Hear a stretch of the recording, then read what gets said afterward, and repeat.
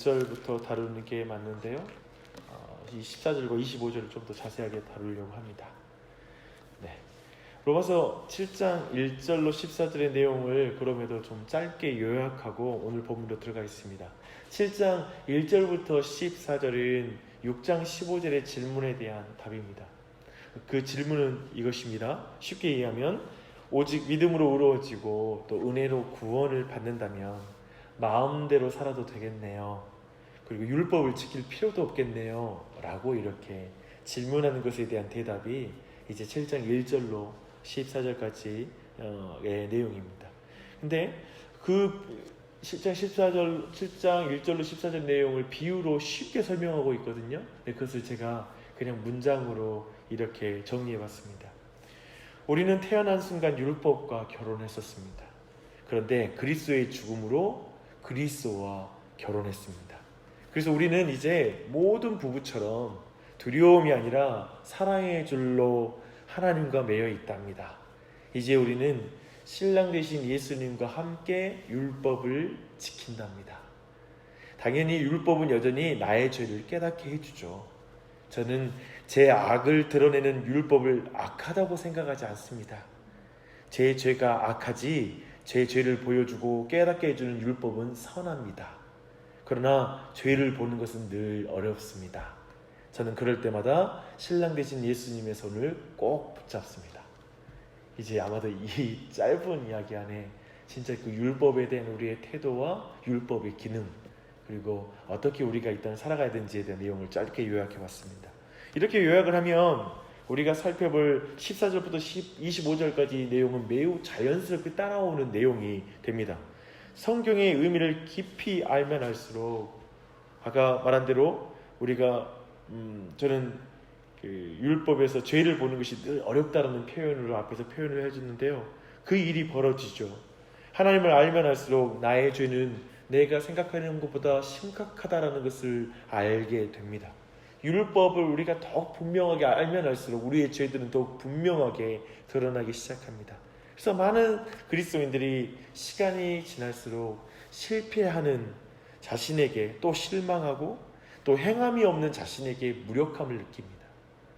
그리고 우리는 때로는 불신자를 방불한 심각한 범죄와 관련될 때가 있고 또 은밀한 죄 가운데 사로잡힐 때가 있습니다. 우리는 그런 모든 경험 속에서 내가 정말 구원받은 사람이 맞은가? 라는 질문을 할 때도 있고요. 내가 받은 은혜는 진정한 은혜였을까? 내가 분명히 예수님을 만났다고 생각했는데 정말 만난 것일까? 아니 만났으면 왜 이런 심각한 죄를 짓지? 라는 생각을 하기 시작합니다. 아니면 정말 내가 은혜 받았던 그 마음이 내가 조작한 감정일까? 라는 생각까지 하는 것이죠. 그리스도인들 안에 있는 죄로 인한 갈등과 고뇌는 심지어 자살로 이어지는 경우도 있습니다. 그 증인이 우리가 잘 아는 가룟 유다입니다. 역사 속에서 또한 우리는 볼 수 있는데요. 종교개혁가 루터는 나 같은 추한 죄인이 거룩하신 하나님과 어떻게 화목할 수 있을까라는 질문을 하면서 끊임없이 그의 신앙의 전반부는 고뇌하는 신앙이었습니다. 루터의 신앙생활은 두려움으로 가득한 신앙생활이었습니다. 그리고 또 다른 증인이 있는데요. 제 자신을 이 증인으로 또 옆에 세울 수 있을 것 같습니다. 저 또한 루터와 같이 나같이 추한 죄인이 거룩하신 하나님과 어떻게 화목할 수 있을까라는 것이 제 안에 너무나 중요한 질문이었습니다. 좀 더 정확하게 말하면 나는 하나님의 은혜를 그렇게 많이 경험했음에도 왜 이렇게 더러운 죄를 범하는 것일까라는 게 항상 제게는 너무나 힘겨운 또 싸움이었습니다. 저를 지배했던 정서는 수치심과 그리고 정죄감 그리고 죄책감이 제 신앙의 한 기간 동안에 저를 지배했던 정서였습니다. 저는 영적으로 매우 어두운 터널을 10년 가까이 지내게 되었습니다. 혹시 저와 같이 고민이 있는 사람이 있다라면 로마서 7장 14절 25절의 말씀의 내용이 깊이 와닿을 것이라고 생각합니다. 아니요, 정확히 말하면 복음을 만나고 자신이 하나님의 자녀라고 하는 그 정체성을 가진 자는 7장의 내용을 정말 깊이 공감하게 될 것이고 또 이 내용을 바르게 이해하기를 원할 것입니다. 그런데 오늘 본문은 사실 해석이 굉장히 어려운 본문입니다. 해석이 크게 두 입장으로 갈리는데요. 한 입장은 이 본문을 바울이 예수님을 만나기 전에 상태에 대해서 기록한 것이다 라고 주장합니다. 어떻게 사도 바울이 죄로 인해서 이렇게 심각한 내면의 갈등을 가질 수 있느냐 하는 것입니다. 이렇게 심각한 내면의 갈등을 일으키는 신앙이라면 누가 믿겠느냐. 최소한 나는 육신에 속하여 죄 아래에 팔렸도다 라는 표현은 너무 지나쳐 보이잖아요. 그러나 저는 이것이 바울의 현재의 삶에 대해서, 현재의 상태에 대해서 설명하는 본문이라고 해석합니다. 그 이유는 다음과 같습니다. 또 첫 번째는 뭐냐면 지금 동사 시제가 바뀌었습니다. 지금 7절부터 13절의 동사들은 과거 시제예요. 하지만 14절부터는 현재 시제입니다. 이것을 자연스럽게 해석한다면 바울의 자신의 현재의 상태, 내면의 상태의 갈등을 설명하고 있는 말씀이라고 읽어야 됩니다. 두 번째는 뭐냐면 죄가 바울 속에서 영향을 주고 있지만 바울은 하나님의 법을 즐거워한다라고 이렇게 말하고 있습니다. 22절 보십시오. 내 속 사람으로는 하나님의 법을 즐거워하되 라고 말합니다. 어떻게 불신자의 마음이 하나님의 법을 즐거워할 수 있겠습니까? 절대 불신자는 하나님의 법을 즐거워할 수 없거든요. 그런 의미에서 또한 그 증거를 둘 수 있고요. 세 번째는 둘째 내용과 비슷한 측면이 있는데요. 바울은 자신이 구원받지 못한 죄인이라고 인정합니다. 내 속 곧 내 육신에 선한 것이 거하지 아니한 줄을 아노니 라고 말하죠. 참으로 불신자는 자신이 구원받지 못하는 운명이 기다리는 것과 스스로 자신을 구원할 수 없을 만큼 심각한 죄인이라는 것을 죄인들은 결코 인정할 수가 없습니다. 하나님을 알지 못하는 사람은 인정할 수가 없어요. 그런 것으로 이상으로 우리가 분명하게 확인하는 것은 본문의 내용은 신자들, 특별히 사도 바울의 내면의 상태를 분명하게 우리에게 보여준다라고 이해하는 것이 맞습니다.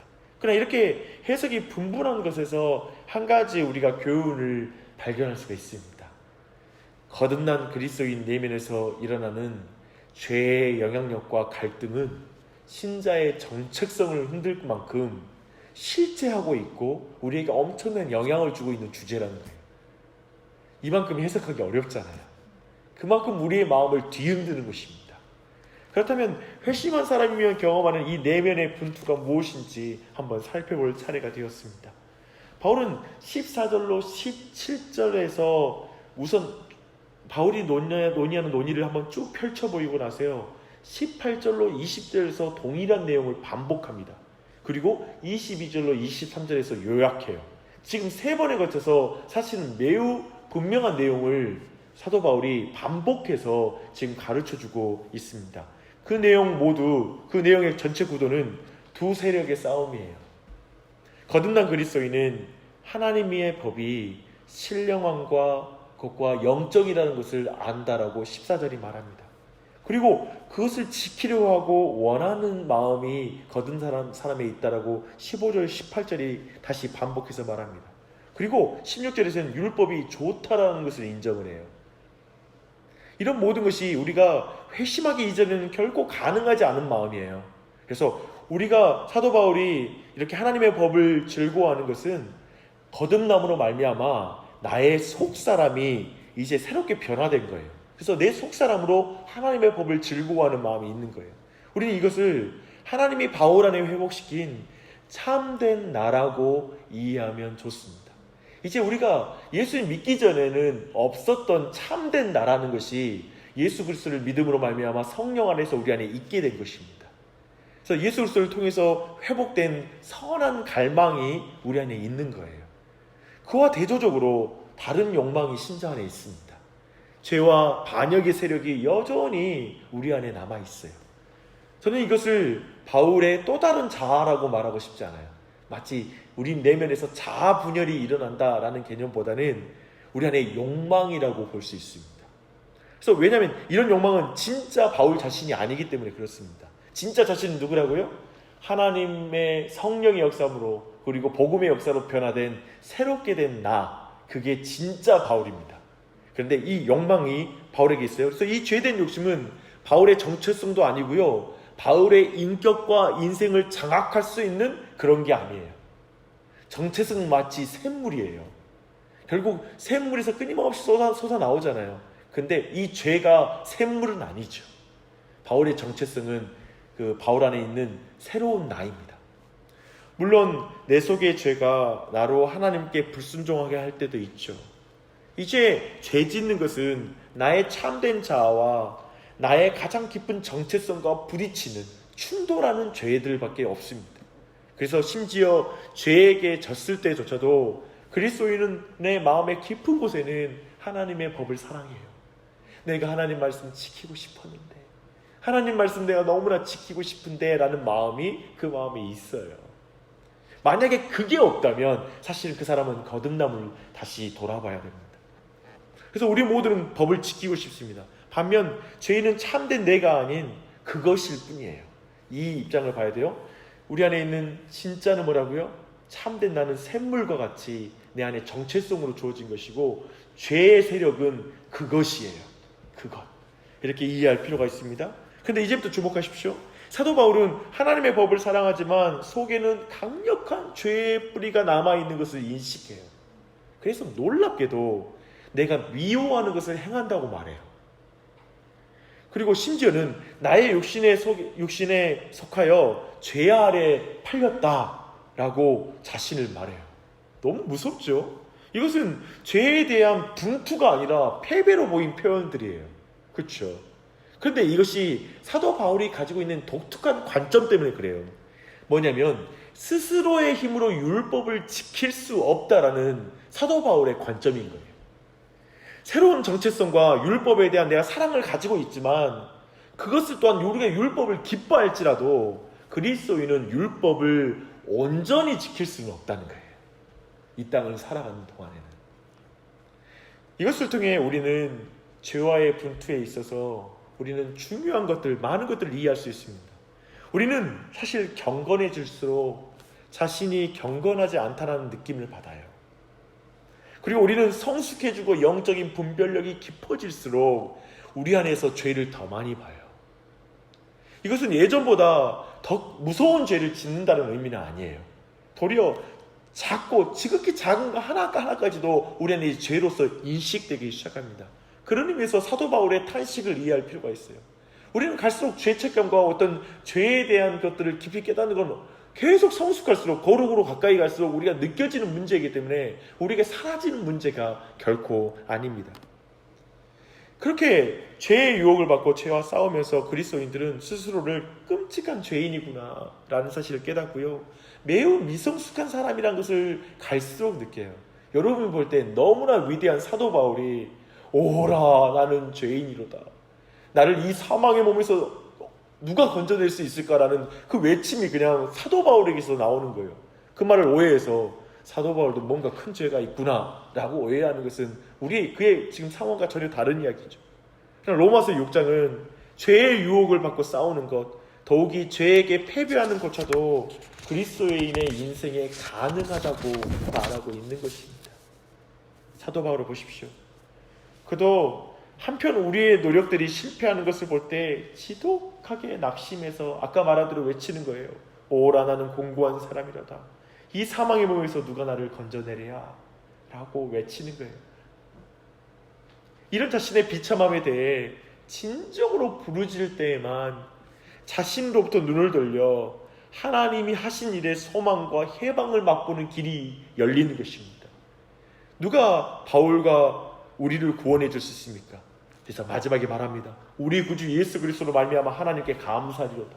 하나님만이 나를 구원해 주시고 우리 구주 예수 그리스도를 통해서 나를 구원하신 분은 하나님이시다 라고 말하는 것입니다. 그래서 그리스도인들의 결정적인 것은 예수 그리스도를 바라보는 것입니다. 지난 주일날에도 제가 그런 거 말해줬는데, 하나님의 거룩함을 인식하고 나의 죄됨을 시간이 갈수록 인식할수록 가운데를 채우는 십자가가 커지는 것입니다. 그래서 그 십자가의 능력을 더욱 붙잡는 것입니다. 그러면 여러분, 이 죄와의 분투를 구체적으로 어떻게 해야 됩니까? 사도 바울은 자신의 노력이 실패할까라는 걸 알아요. 그걸 인정해 버려요. 내 자신의 마음으로는 하나님의 법을, 육시로는 죄의 법을 섬기노라 라고 말해버려요. 바울은 자신의 구원을 이루는데 자기 자신이나 우리의 순종은 아무런 희망이 없다라고 선언해 버립니다. 그의 결론은 자신의 행위에 근거를 둔 신앙이 아니라 오직 하나님의 아드님이신 예수 그리스도의 행함에 자기 의를 두는 것이어야 된다라고 말하는 것입니다. 여러분 주의하십시오. 이 말은 어차피 안 될 것이니까 막 살자는 말도 아니고요. 그리고 책임을 방조하는 말이 아니에요. 예를 들면 이런 거 있잖아요. 어차피 안 되고 주님이 알아 용서해 주실 테니까 대강 이렇게 살아도 돼 라는 생각은 지금 사도 바울에게 끼어들 자리가 전혀 없습니다. 도리어 지속적인 순종과 참된 변화가 있기 위해서는 우리 자신의 노력이 아닌 우리 인생과 관계들을 오직 성령의 역사에 의존해야 된다. 그분의 도심 의존해야 된다라는 그 강력한 믿음이 있는 것입니다. 강력한 믿음이 있어요. 오직 예수 그리스도의 공로 아래 둬야 된다라는 믿음이 있는 것입니다. 이제 우리는 다른 정체성을 갖게 되었습니다. 그리고 율법을 다른 동기와 목적으로 그리고 다른 능력으로 지키게 되는 사람이 되었습니다. 그리고 왜냐하면 그것은 바로 우리는 예수 그리스도로 말미암아 의로워졌기 때문에 사랑을 받았다는 동기로 율법을 지키고 그리고 그 율법을 지키는 능력은 오직 성령 하나님께서 그리스도의 영께서 나를 도우신다라는 믿음으로 그것을 지키게 되고 이 모든 걸 통하여 나는 구원받기 위해서가 아니라 내가 주님을 닮아가기 위해서라는 목적으로 우리는 율법을 지키게 되는 것입니다. 근데 여기서 중요한 게 있습니다. 늘 말하지만 우리는 벌써 하루를 살아가기 전에 나는 어차피 죄 지을 텐데 라는 어떤 깊은 실패감과 자기의 무능함 가운데 시작을 해요. 근데 저는 여러분에게 강조하고 싶어요. 내 안에 있는 정체성을 내 안에 다시 한번 복음을 선포하십시오. 그리고 예수 그리스도 안에서 내 새로운 정체성을 믿음으로 선포하십시오. 그리고 내 안에 이것을 다시 지킬 수 있는 성령께서 계신 것을 믿음 가운데 성령 충만하십시오. 그리고 그 성령이 충만한 도움 가운데 주님의 말씀을 내가 완벽하게 지키는 것이 아니라 내가 주님의 능력으로 정말 내 모든 주어진 말씀 가운데 순종하기 원합니다 라고 믿음으로 나아가십시오. 이제 이 부분은 사실은 이 후반부에 로마서의 후반부에서 자세하게 다룰 것입니다. 그러나 그 다루기 전에 다시 한번 기억하십시오. 오늘 이 원리는 너무나 중요합니다. 그리고 계속 어쩌면 오늘 이 말씀을 다시 들어야 될 수도 있고요. 몇 번씩 들으면서 말씀을 다시 한번 이해하며 우리가 거룩한 삶을 이루어가는 우리 모두가 되었으면 좋겠습니다. 그리고 이 은혜가 우리 모두에게 있길 바랍니다. 기도하겠습니다.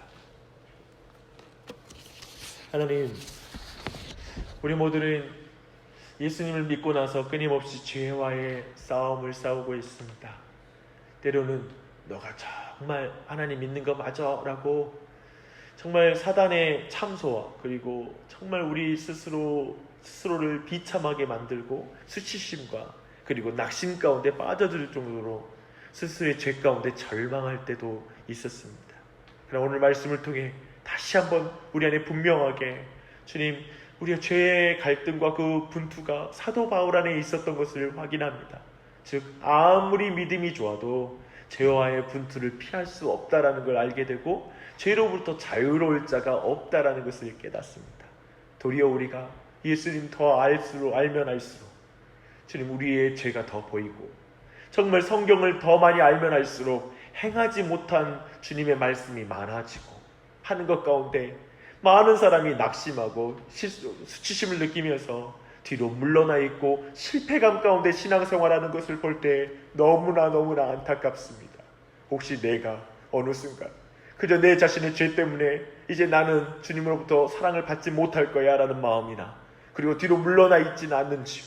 그런 모든 마음을 돌이켜서 다시 한번 우리 안에 이미 나는 예수 그리스도 안에서 온전히 변화된 내 속사람은 주님의 법을 즐거워하고 그리고 주님 내 속사람은 정말 주님의 말씀을 지키기 원하는 것을 확인하고 우리가 주님 다시 한번 내가 그리스도 안에서 새로운 정체성을 가진 자임을 믿음으로 고백하게 해주시고 예수 그리스도 안에서 다시 한번 성령님의 놀라운 내주하신 성령님의 도우심 가운데 주의 법을 지킬 수 있도록 은혜 베풀어 주시옵소서.